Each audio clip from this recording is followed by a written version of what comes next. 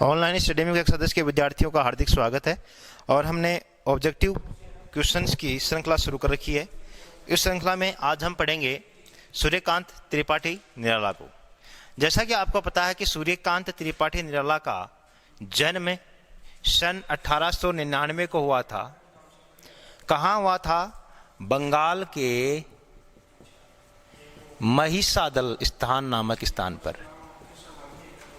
कब है? 1899 को। और वो दिन था रविवार। विद्वानों का मानना है कि आपका जन्म वसंत पंचमी के दिन हुआ था, रविवार था। इस कारण कवि का नाम निकला सूर्य कुमार। सूर्य का दिन था तो बचपन का नाम था सूर्य कुमार। किस युग के कवि हैं? छायावाद के कवि हैं। छायावाद के चार महत्वपूर्ण कवि कौन से हैं? जयशंकर प्रसाद, सुमित्रानंद पंत, महादेवी वर्मा और सूर्यकांत त्रिपाठी निराला। हिंदी के पहले ऐसे कवि हैं जो साहित्य में मुक्तक छंद लेकर आए। साहित्य में मुक्तक छंद लेकर आए वो है निराला। और इस मुक्तक छंद ने ही आपको निराला की संज्ञा दिलवाई। निराला एक ऐसे कवि के रूप में जाने जाते हैं जिनका पूरा जीवन संघर्षों से भरा रहा। बचपन अभावों से बीता। युवावस्था में पत्नी मनोहरा देवी की मृत्यु हो गई। उसके बाद 18-20 वर्ष की पुत्री सरोज की मृत्यु हो गई। पूरा परिवार लगभग प्लेग के भेंट चढ़ गया। निराला अकेले बचे। फिर भी रुके नहीं, थके नहीं, हारे नहीं। इसी कारण आप निराला हैं। आपकी प्रमुख काव्य रचनाएं हैं अनामिका, गीतिका, परिमल, कुकुरमुता। ये ऐसी रचनाएं हैं जो हिंदी साहित्य जगत को समृद्ध करती हैं। और हमारे सिलेबस में जो उत्साह कविता है वो भी उनके प्रसिद्ध काव्य संग्रह अनामिका से ही उद्धृत है। 2 कविताएं हमारे सिलेबस में हैं, उत्साह है और अटनेरी है। तो उत्साह कविता कैसी कविता है? एक प्रतीकात्मक कविता है। उत्साह कविता कैसी कविता है? एक आह्वान गीत है। कैसी कविता है? एक आह्वान गीत है जो बादलों को संबोधित है। कैसी कविता है? कवि प्रस्तुत कविता के माध्यम से समाज में वंचित वर्ग, अभावग्रस्त वर्ग को समाज की मुख्य धारा से जोड़ना चाहता है। इस कारण प्रस्तुत कविता में कवि गर्जने के माध्यम से समाज के उपेक्षित लोगों के लिए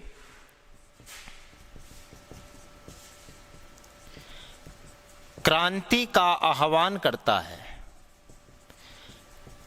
जो वर्ग, जिस वर्ग का शोषण हो रहा है, जो शोषण का शिकार है और साथ ही साथ जो समाज की मुख्य धारा से नहीं जुड़ा है, अमीर पूंजीपति वर्ग जिसको लगातार लूट रहा है, ऐसे वर्ग को कवि कह रहा है। ऐसा वर्ग कौन कैसा है? वो उपेक्षित वर्ग हो गया। उनसे क्रांति का आह्वान करता है। इस कारण प्रस्तुत कविता को हम एक मार्क्सवादी कविता भी कह सकते हैं कि मार्क्सवाद पर यह आधारित है। अर्थात कार्ल मार्क्स की दास कैपिटल रचना, ये कविता उसी पर केंद्रित अपन बता सकते हैं, मार्क्सवादी कविता है। प्रश्नोत्तर देखते हैं। किस कवि के बारे में कहा जाता है कि उनकी जन्मतिथि विवादास्पद रही है?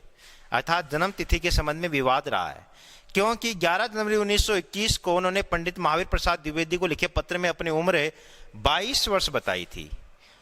11 जनवरी ऑफ 1921 निराला ने महावीर प्रसाद द्विवेदी को पत्र लिखा था, जो द्विवेदी युग के प्रतिनिधि कवि हैं।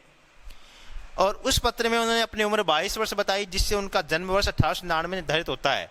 लेकिन कवि रामनरेश त्रिपाठी को उन्होंने अपने विवरण में अपनी जन्मतिथि माघ शुक्ल एकादशी संवत विक्रम संवत 1953 बताई है, जिस हिसाब से उनका जन्म वर्ष 1896 होना चाहिए, समझ गए, ये विक्रम संवत है और ये ईस्वी सन है। और ज्यादातर हमें मिलता है कि माघ शुक्ल पंचमी को सूर्यकांत त्रिपाठी निराला का जन्म हुआ था। तो ये बातें किस कवि के बारे में है, ये प्रश्न है, तो इसका उत्तर निराला हो जाएगा। ऑप्शन देखते हैं नीचे। सूर्यकांत त्रिपाठी निराला बिल्कुल सही है, यही ऑप्शन है। हरिवंश राय बच्चन है, जयशंकर प्रसाद है, माखनलाल चतुर्वेदी है। माखनलाल चतुर्वेदी प्रगतिवादी कवि हैं, जयशंकर प्रसाद छायावाद के कवि हैं, और साथ ही साथ हरिवंश राय बच्चन हालावाद के कवि हैं। 1937 में जयशंकर प्रसाद का निधन हुआ था। हरिवंश राय बच्चन का 2003 में देहांत हुआ था। 1907 में जन्म हुआ था और जयशंकर प्रसाद का जन्म तकरीबन 1889 में हुआ था। जयशंकर प्रसाद कब हुआ था? 1889 में हुआ था। और 1903 में जन्म हुआ था हरिवंश राय बच्चन का। तो इस प्रकार से ये है। नेक्स्ट देखते हैं, निराला जी की प्रथम ज्ञात रचना है। निराला की, अर्थात इस प्रश्न का मतलब ये है कि निराला की पहली रचना कौन सी मानी जाती है? तो जूही की कली रचना आई थी 1916 में, 1916 में आई थी। इसी रचना को पहली रचना माना जाता है। अनामिका की रचनाएं बादलों को संबोधित है, लगभग प्रकृति से संबंधित है। कुकुरमुत्ता जो कविता है एक, वो समाज में उपेक्षित वर्ग को ऊपर उठाने के लिए लिखी गई है। उपेक्षित या शोषित वर्ग को ऊपर उठाने के लिए लिखी गई है। सरोज स्मृति, ये रचना कवि निराला ने अपनी पुत्री सरोज के निधन के बाद लिखी थी, उनकी याद में, सरोज स्मृति। तो जूही की कली सबसे पहली रचना आई 1916 में। नेक्स्ट क्वेश्चन देखते हैं, बिलेसुर बकरिया ने काफी प्रसिद्धि प्राप्त की निराला जी की यह रचना किस विधा में ली गई है? उपन्यास है, ये आपके सिलेबस में नहीं है। नेक्स्ट क्वेश्चन निकालते हैं, निम्न में से निराला कृत उपन्यासों का सही समूह है। ये भी आपके सिलेबस में नहीं है, फिर भी आपको याद होना चाहिए कि निराला के उपन्यास क्रमशः कौन से हैं। नंबर 1 अप्सरा, 2 अलका, 3 प्रभावती, 4 निरुपमा, 5 चमेली, 6 उच्च श्रृंखलता और 7 है काले कारनामे। ये निराला के उपन्यास हैं। इनमें 2-3 उपन्यासों के बारे में आपको जानकारी होनी चाहिए कि ये निराला के उपन्यास है। चतुरी चमार, ये निराला की कहानी है। ये सब कहानियां हैं, ये कहानियां हैं जो नीचे नंबर 2 पर हैं। और अनामिका परिमाण, ये गलत लिख दिया, परिमाण नहीं है, ये क्या है? परिमल है। अनामिका, परिमल, अर्चना, आराधना, अणिमा, गीतिका, बेला, ये काव्य रचनाएं। नंबर 3 पर जितने भी ऑप्शन है वो क्या है? काव्य रचनाएं हैं। और उपयुक्त सभी। तो उपन्यास तो जो नंबर 1 पर है वही हैं। कौन से हैं? जो मैंने अभी आपको बताया नंबर 1 पर। हाँ, सूर्यकांत त्रिपाठी की काव्य प्रतिभा को प्रकाश में लाने का श्रेय किस पत्रिका को है जिसने उन्हें निराला उपनाम से विभूषित करवाया? बहुत अच्छा क्वेश्चन है। और समन्वय पत्रिका निराला के टाइम की नहीं है, मतवाला ये पत्रिका है। मतवाला पत्रिका के संपादक भी रहे और मतवाला पत्रिका में निराला जी को नाम दिया। मतवाला ने क्या नाम दिया? निराला नाम दिया। सूर्यकांत त्रिपाठी निराला का निबंध संग्रह कौन सा है? निबंध संग्रह है। यह भी आपके सिलेबस में नहीं है, वैसे प्रश्न नहीं आएगा एग्जाम में, लेकिन फिर भी आपको पता होना चाहिए निबंध संग्रह कौन सा है। काले कारनामे ये कहानी है, मेरे गीत और कला ये निबंध संग्रह है, चतुरी चमार कहानी है, अणिमा काव्य संग्रह है। कवि निराला कवि तुलसी की किस रचना से बेहद प्रभावित थे? यस, रामचरितमानस। इससे कौन प्रभावित नहीं होगा? रामचरितमानस आज भी संपूर्ण भारत के गले का हार है। रामचरितमानस की रचना तुलसीदास ने 2 वर्ष 7 माह में पूर्ण की थी। और रामचरितमानस को सबसे पहले तुलसीदास ने रसखान को सुनाया था, जो उनके परम मित्र थे। और रसखान को सुनाने के बाद इसका प्रकाशन हुआ। रामचरितमानस रचना के आधार पर ही कवि निराला की एक रचना है जिसका नाम क्या है, तुलसीदास। अगर आपसे कोई ये पूछे कि तुलसीदास रचना के रचयिता कौन है, तो उसके रचयिता कौन है, सूर्यकांत त्रिपाठी निराला है। इस रचना के आधार पर उन्होंने तुलसीदास रचना लिखी थी। और बाकी विनय पत्रिका, कवितावली, गीतावली, ये सभी किसकी रचना है, तुलसीदास की हैं। नेक्स्ट क्वेश्चन देखते हैं। सूर्यकांत त्रिपाठी निराला का वास्तविक नाम मैंने पहले बता दिया, सूर्य कुमार था। रविवार के दिन जन्म हुआ था। वैद्यनाथ मिश्र, वैद्यनाथ मिश्र किसका नाम है, आपको पता होना चाहिए। वैद्यनाथ मिश्र नाम था नागार्जुन का, और अंधविश्वास बस नाम रखा गया था नागार्जुन का डक्कन। और सुदामा पांडे नाम था, जहां तक मुझे याद आ रहा है, सुदामा पांडे नाम था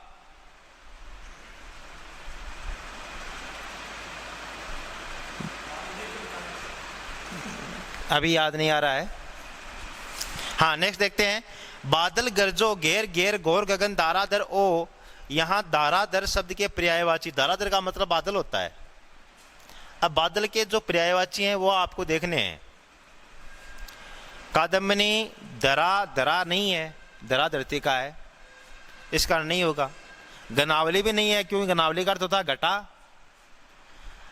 चंद्रिका, चंद्रिका का अर्थ होता है ज्योत्सना, चांदनी होता है, ये भी नहीं है। नीर, नीर यानी जल होता है, सलील यानी भी जल होता है, वारी यानी भी जल होता है, जीवन यानी भी जल होता है, तो यानी भी जल होता है। ये सभी जल के पर्यायवाची हैं। अब देखो, यहां सब चांदनी के पर्यायवाची हैं, यहां सब जल के पर्यायवाची हैं, यहां सब धरती है, और यहां क्या मिलेगा, मेघ, मेघ यानी बादल, पयोधर यानी बादल, वारिद यानी बादल, अम्बुद यानी बादल, बलाहक यानी बादल। अब देखो ये दोनों ऑप्शन, ऑप्शन नंबर 3 और 4, नीर यानी पानी, और नीरद द लग जाएगा तो क्या बन जाएगा, बादल। वारी यानी पानी, द लग जाएगा तो क्या बन जाएगा, बादल। देखो नीचे बना हुआ है, समझ गए। और पयोधर, पय यानी पानी, और पयोद यानी भी बादल, और पयोधर यानी भी बादल। नेक्स्ट क्वेश्चन देखते हैं। जय लग जाए तो कमल, नीर जय नीरज कमल, जल जय जलज कमल, पंकज कमल, अंबुज, है ना। ये सब किसके पर्यायवाची हो गए, कमल के। इनके आगे द लगा देंगे तो किसके पर्यायवाची हो जाएंगे, बादल के। इनके आगे दी लगा देंगे तो किसके पर्यायवाची हो जाएंगे, समुद्र के। ये अंतर है। नेक्स्ट क्वेश्चन देखते हैं। बादल गरजो उक्त संबोधन निराला के किस भाव की व्यंजना करता है, मार्क्सवादी है। पहले मैंने बता दिया है कि यह कविता कहीं ना कहीं मार्क्सवाद को टच करते हुए है। विद्युत छवि उर में कवि नवजीवन वाले पंक्तियों में रेखांकित पद से आशय है, कवि नवजीवन वाले। देखो यहां ये बहुत इंपॉर्टेंट प्रश्न है, ऐसा प्रश्न एग्जाम में आने की संभावना बहुत ज्यादा है। कवि नवजीवन वाले किसको बताया है, बादलों को बताया है। यहां नवजीवन के दो अर्थ हैं। कवि के संदर्भ में नवजीवन का अर्थ है नई रचना, बादल के संदर्भ में नवजीवन का अर्थ है नया जल। कि बादल अगर आप बरसोगे तो धरा पर नया जल प्रदान होगा, समृद्धि आएगी, संपन्नता आएगी। और कवि के संदर्भ में कहा गया कि कई कवि की कोई भी नई रचना साहित्यिक दुनिया में आएगी तो वो समाज को जागृत करेगी। इसलिए यहां अंडरलाइन किसको किया गया है, कवि को किया गया है। तो कवि के संदर्भ में पंक्ति का अर्थ बताना आपको, काव्यात्मक अभिरुचि वाले, काव्य का निर्माता, नवीन चेतना का संवाहक। बिल्कुल, क्यों है, क्योंकि नई रचना आई है। नई रचना आई है, वो समाज को क्या करेगी, समाज में जागृति का भाव पैदा करेगी। इसलिए यहां कवि नवजीवन का। अगर ये प्रश्न ऐसे भी बन सकता है कि नवजीवन को अंडरलाइन कर दे और पंक्ति में कौन सा अलंकार है, अलंकार कौन सा है। तो अलंकार में नीचे आपको ऑप्शन मिलेंगे, उपमा, रूपक, श्लेष, उत्प्रेक्षा। तब इसमें कौन सा हो जाएगा, श्लेष अलंकार हो जाएगा, क्योंकि नवजीवन के दो अर्थ निकल रहे हैं। कवि के संदर्भ में नवजीवन का अर्थ है नई रचना, और बादल के संदर्भ में नया जल। नेक्स्ट क्वेश्चन देखते हैं। कवि बादल से फुहार रिमझिम या बरसने के स्थान पर गरजने के लिए क्यों कहता है? ये बात कई बार बता दी है, 10-15 बार बता दी है, पूरी स्कूल को याद हो गई है, जो वीडियो बना रहे हैं उनको भी याद हो गई है कि क्यों बता रहा है कवि ऐसा। तो आपको भी याद हो ही जाना चाहिए, 3 दिन हो गए। क्या नवजीवन और नव क्रांति के लिए? नहीं, नव्य धरा पर नव्य चेतना के लिए, मानवीय अस्तित्व को संरक्षित करने वालों के आह्वान के लिए। अब ये ऑप्शन नंबर 2 और 3 है वो लगभग एक जैसे हैं, और नीचे ऑप्शन है उक्त सभी, तो पहला अपने आप आ जाएगा। अब ऑप्शन पर डिपेंड करता है कि कौन सा ऑप्शन सही है। यहां उक्त सभी का मतलब अब नवजीवन और नवक्रांति भी आ गई। नई धरा पर नई चेतना किसके माध्यम से? पानी के माध्यम से या गर्ज कर विनाश करने के माध्यम से। मानवीय अस्तित्व को संरक्षित करने वालों के आह्वान के लिए। मानवीय अस्तित्व को संरक्षित कैसे किया जाएगा? जिस वर्ग का शोषण हो रहा है उस वर्ग को बचाना है क्रांति के माध्यम से। तो यहाँ क्या आ गया? यहाँ क्रांति आ गई, और यहाँ नवजीवन जो अभी मैं बता रहा था। तीनों ऑप्शन सही हो रहे हैं। फॉर एग्जाम्पल, अगर मान लो ये ऑप्शन होते इसकी जगह कोई दूसरा होता, उक्त सभी की जगह अगर दूसरा होता, तो यहाँ पर सबसे ज्यादा सही ऑप्शन कौन सा होता? ये होता कि मानवीय अस्तित्व को संरक्षित करने वालों के आह्वान के लिए इस कविता को कवि ने लिखा है, और उक्त सभी यहाँ दे रखा है, तो यहाँ सोचने की जरूरत नहीं है। ये भी सही है, ये बात भी कविता में आई है, ये भी कविता में आई है, तो चारों सही हो जाएंगे। नेक्स्ट देखते हैं, निम्न में से असत्य है। उत्साह गीत एक आह्वान गीत है। बिल्कुल, पहली लाइन है, समरी की पहली लाइन है, उत्साह कविता एक आह्वान गीत है जो बादलों को संबोधित है। दूसरी लाइन, इसमें नाद सौंदर्य व्यक्त हुआ है। बिल्कुल हुआ है, नाद सौंदर्य। नाद का मतलब क्या होता है? आवाज या ध्वनि। नाद का यानी आवाज या ध्वनि। तो क्या कविता में कहीं आवाज या ध्वनि की बात आई है? पहली लाइन में आई है। पहली लाइन क्या है? बादल गरजो, गरजेंगे तो ध्वनि होगी या नहीं होगी, इसलिए ये ऑप्शन भी बिल्कुल सही है कि इसमें नाद सौंदर्य व्यक्त हुआ है। यह काव्यांश ब्रज भाषा में रचा गया है। बिल्कुल गलत। प्रस्तुत कविता किस भाषा में है? खड़ी बोली भाषा में है। ब्रज भाषा में हमारे सिर्फ एक ही पाठ है, कौन सा? कवि सूरदास का, बाकी कोई ब्रज भाषा का पाठ नहीं है। उसके बाद तुलसीदास अवधि भाषा, निराला खड़ी बोली और ऋतुराज खड़ी बोली। समझ गए? तो ये ब्रज भाषा में नहीं है। इसमें संस्कृत निष्ठ लघु शब्दों का संगीतात्मक प्रयोग हुआ है। बिल्कुल सही। अब सुनो ध्यान से, इस प्रश्न को लिखना आपको अच्छी तरीके से लिखना है। कहाँ काम आएगा ये प्रश्न आपके काम आएगा। एग्जाम में 2 नंबर का प्रश्न आएगा कि उत्साह कविता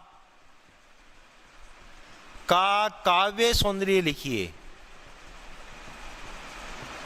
एग्जाम में ये प्रश्न आएगा 2 नंबर का, डिस्क्रिप्टिव क्वेश्चन आएगा। तब आप लिखेंगे कि उत्साह गीत एक आह्वान गीत है, इसमें नाद सौंदर्य व्यक्त हुआ है, और इसमें संस्कृत निष्ठ लघु शब्दों का संगीतात्मक प्रयोग हुआ है। प्रस्तुत कविता खड़ी बोली भाषा में है, मुक्तक छंद में है। ये तमाम बातें लिखेंगे। श्लेष अलंकार व्यक्त हुआ है, प्रतीकात्मक कविता है। ये तमाम बातें इसमें इस प्रश्न के उत्तर में आएंगी। नेक्स्ट क्वेश्चन है, तप्त धरा का सांकेतिक अर्थ है। हाँ, कविता की लाइन है, तप्त धरा फिर से शीतल कर दो, बादल गरजो।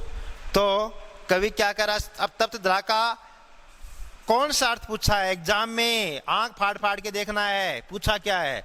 सांकेतिक अर्थ पूछा है, प्रतीकात्मक अर्थ पूछा है। सांकेतिक अर्थ का मतलब क्या होता है?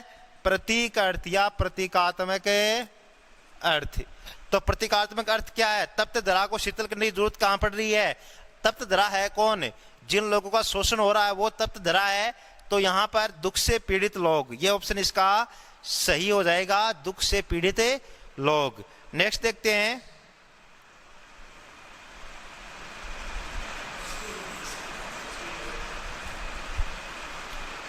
हाँ,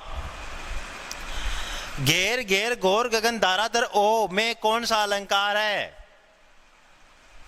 अब देखो, गए नंबर 1, नंबर 2 गए, नंबर 3 गए। गए गए की आवृत्ति हो रही है, एक ही वर्ण की आवृत्ति होती है, तब अलंकार कौन सा होता है? अनुप्रास होता है। तो यहां पर अनुप्रास हो गया। अब यहां पर अगर इसकी जगह फॉर एग्जाम्पल यहां अनुप्रास वर्ड नहीं होता, यहां क्या होता? पुनरुक्ति प्रकाश। तो ऑप्शन ये सही हो जाता। यहाँ तो अनुप्रास है और पुनरुक्ति प्रकाश नहीं है, तो अनुप्रास है, सही कर दिया आपने। अगर इसकी जगह पुनरुक्ति प्रकाश होता तो भी सही हो जाता, क्योंकि घेर वर्ड कितनी बार आ रहा है, 2 बार आ रहा है। यह कविता किस युग की है, छायावाद की है, बताने की जरूरत नहीं है। नेक्स्ट क्वेश्चन देखते हैं। धाराधर किसके लिए प्रयुक्त हुआ, बादलों के लिए हुआ और किसके लिए हुआ है। बाल कल्पना कैसे पाले में कौन सा अलंकार है, मैंने बता दिया है, सा सी से सम सरी सदृश, सा सी से सम सरी सदृश आए तो अलंकार, उपमा, और ये क्या है, वाचक शब्द है। क्या है, वाचक शब्द है, उपमा अलंकार हो गया। निराला ने बादल के गरजने के साथ कविता का नाम उत्साह क्यों रखा। नेक्स्ट क्वेश्चन देखते हैं कि इस कविता का नाम उत्साह क्यों रखा है। युवा जीवन को नवीन चेतना देने वाली कविता के कारण, बिल्कुल, क्रांति का जोश बढ़ना चाहता है कवि, ये बात आ गई। नवीन कल्पना और नवजीवन का संदेश देने वाली कविता, बिल्कुल, नव पल्लव है, जैसा कि वर्ड आया है वो, और नवजीवन कवि के संदर्भ में और उसके संदर्भ में आया है। प्रकृति के रमणीक स्वभाव के साथ विप्लव की प्रयोग करता, बिल्कुल सही है। ये विप्लव कहाँ है, विप्लव का मतलब है उथल पुथल। विप्लव का अर्थ क्या है, उथल पुथल या विध्वंस या विनाश, और उक्त सभी इसका सही हो जाएगा। तो ये सभी प्रश्न थे हमारे किस कविता के, उत्साह कविता के। अब हमारी एक कविता और बच गई, अटनेरी है, उस कविता के प्रश्नोत्तर हम लेकर आएंगे नेक्स्ट वीडियो में, और उम्मीद करता हूं कि सभी प्रश्न आपको बहुत अच्छी तरीके से समझ में आ गए हैं, और जितने प्रश्न इस कविता से बन सकते थे तकरीबन सब बन चुके हैं। इससे बाहर शायद ही कोई प्रश्न आए जो कि आपको पेपर में मिले और आप उसका उत्तर नहीं तलाश पाए। आज के लिए बस इतना ही, धन्यवाद।